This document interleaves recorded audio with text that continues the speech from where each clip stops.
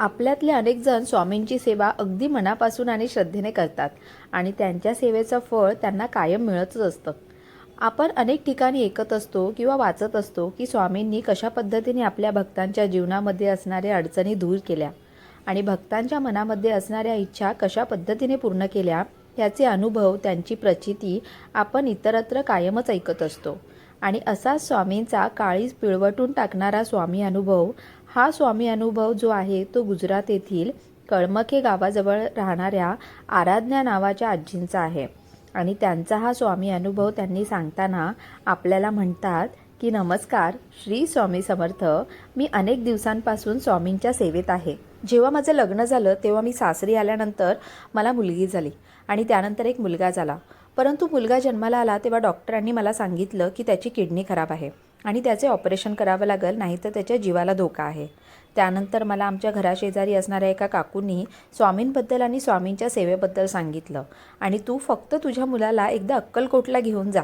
तिथे स्वामींचं दर्शन झाल्यावर तुझ्या मुलांमध्ये नक्कीच फरक पडेल, असं त्यांनी मला सांगितलं. मलाही थोडासा विश्वास बसला, म्हणून मी माझ्या मुलाला घेऊन तिकडे गेले आणि स्वामींच्या कृपेमुळे मुलगा बरा झाला. आणि म्हणूनच तेव्हापासून मी स्वामी सेवा करायला सुरुवात केली आणि तिथून पुढे मी स्वामींकडे काहीही मागितलं नाही. स्वामींच्या कृपेमुळे 2 मुली आणि 1 मुलगा अशा पद्धतीने आमचा संसार सुखाचा चालू होता. आणि त्यानंतर थोड्या दिवसांनी मुलं मोठी झाली. त्यानंतर मी सर्वात आधी माझ्या 2 मुलींचं लग्न करून दिलं आणि त्यांचा सासरी संसार सुखाचा झाला. त्यानंतर माझ्या मुलाचंही लग्न करून दिलं आणि त्यांचा एक मुलगाही झाला. परंतु थोड्याच दिवसांनी त्याला व्यसनाचे आणि वाईट गोष्टींचा नाद लागला. त्यामुळे तो घरामध्ये असणाऱ्या बायकोला आणि मुलांना खूप त्रास देऊ लागला आणि म्हणूनच त्याच्या त्रासाला कंटाळून बायकोही त्याला सोडून गेली. मी स्वामींची सेवाही करत होतेच आणि तो नीट वागावा यासाठी खूप प्रयत्नही करत होते, परंतु त्याचा काहीच उपयोग झाला नव्हता. त्यानंतर तो हळूहळू चोऱ्या देखील करायला लागला. आणि म्हणूनच एके दिवशी रागाने मी स्वामींची मूर्ती कपाटात झाकून ठेवली आणि स्वामींची सेवा करणं बंद केलं. तर अशा पद्धतीने तो दररोज घरामध्ये आम्हाला त्रास देत होता आणि एके दिवशी त्याने खूपच दारू पिलेली होती आणि त्यामुळे तो घरामध्ये येऊन दंगा करू लागला. आणि जेव्हा मी त्याला ओरडले तेव्हा त्याने विष आणून आमच्या घरामध्ये तयार केलेल्या जेवणामध्ये टाकले. आणि त्यानंतर जेव्हा मी जेवणा अगोदर गोळी माझ्या मिस्टरांना देण्यासाठी कपाट उघडलं, तेव्हा कपाट उघडल्यानंतर स्वामींची मूर्ती माझ्या अंगावर पडली आणि नंतर ती खाली पडली आणि त्या मूर्तीला तडा गेला.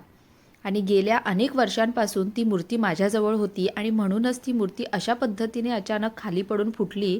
त्यामुळे त्याच्याच दुःखामध्ये आम्ही त्या दिवशी जेवण केलं नाही आणि ते अन्न तसंच राहिलं. परंतु दुसऱ्या दिवशी हे अन्न फेकण्यासाठी मी बाहेर गेले आणि बाहेर एका कुत्र्याला ते अन्न खाऊ घातल्यानंतर तो कुत्रा लगेचच मेला. आणि यावरून मला कळलं की त्यामध्ये विष होतं. मग विष कोणी घातलं, तर यानंतर मला कळलं की हे विष माझ्या मुलानेच अन्नामध्ये टाकलं होतं. परंतु स्वामींनी हे संकट स्वतःवर घेऊन आम्हाला वाचवलं होतं. अशा पद्धतीने स्वामींनी आमच्या दोघांवर आलेलं संकट स्वतःवर घेऊन आमचा जीव वाचवला. तर अशा पद्धतीने जेव्हा मला हे कळलं तेव्हा मी माझ्या मुलाला घेऊन गुरुमाऊलींकडे गेले आणि तेव्हा घडलेले सर्व हकीकत त्यांना सांगितली. त्यावर उपाय म्हणून गुरुमाऊलींनी मला एक सेवा दिली आणि ती सेवा मनोभावे केली. त्यानंतर माझा मुलगा हळूहळू सुधारायला लागला आणि थोड्याच दिवसांमध्ये तो आधी होता तसा झाला आणि त्यानंतर त्याची बायको मुलेही त्याच्याकडे परत आली. स्वामींचे कृपेमुळे आता सर्व काही ठीक आहे. श्री स्वामी समर्थ. स्वामी हो.